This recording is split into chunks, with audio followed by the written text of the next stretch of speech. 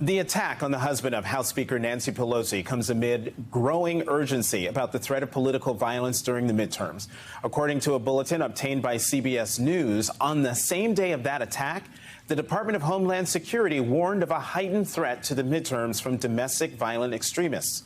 According to CBS, the bulletin listed potential targets, including candidates, elected officials, and election workers. NBC has not obtained the bulletin. Joining me now, Miles Taylor, former Chief of Staff for the Department of Homeland Security, and Mary McCord, former Acting Assistant Attorney General for National Security. She's now the Executive Director of the Institute for Constitutional Advocacy and Protection at Georgetown University Law Center. Miles, Mary, thank you both very much for coming to the Sunday Show. Miles, that bulletin issued by Homeland Security, how should we read that warning with the midterms just around the corner?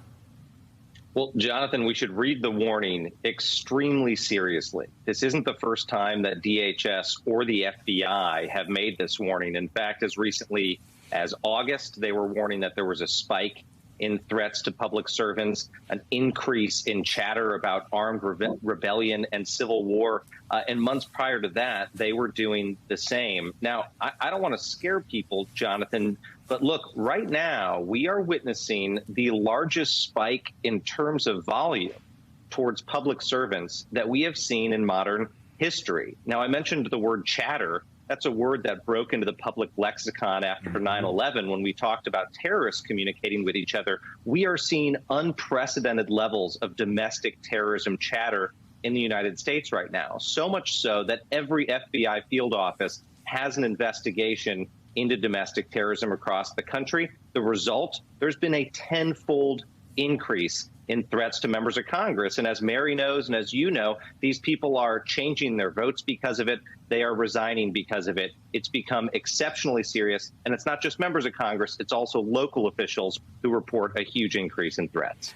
And Miles, how much of this current feeling of fear and fear of political violence and these warnings that you're talking about due to Donald Trump and the Republican Party? Well, look, in my personal opinion, it's enormous, but don't just take, my word for it. The data shows that this is the case. Before Donald Trump was president, conspiracy theories like QAnon were on the fringes of the American political system. Now, in the wake of his presidency, polls show that 50% of Republicans now believe in the core tenets of QAnon.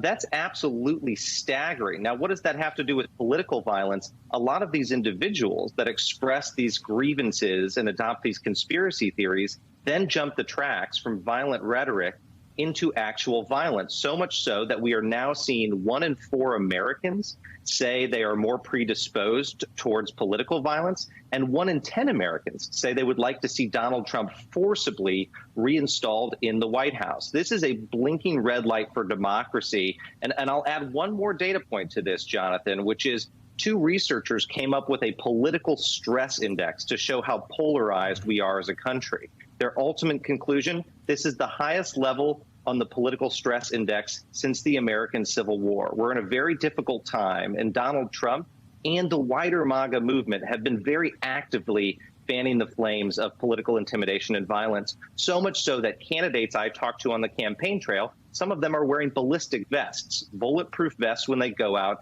and campaign. In fact, we just saw a few weeks ago U.S. Senate candidate Evan McMullin in Utah was chased by a man in a truck who pointed a gun at he and his wife.